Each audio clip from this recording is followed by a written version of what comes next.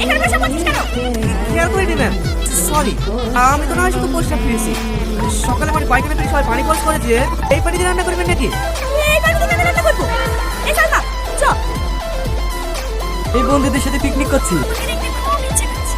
একটা বড় মোবাইল কিনে দাও না জান। মাঝে মাঝে ভিডিও কল করা হবে। আচ্ছা ঠিক আছে দেবো। আজ তো বন্ধুদের সাথে পিকনিক করছি, কালকে তোমাকে বাজারে লেগে কিনে দেবো। সত্যি? হ্যাঁ সত্যি। এই না হলে তুমি আমার চান।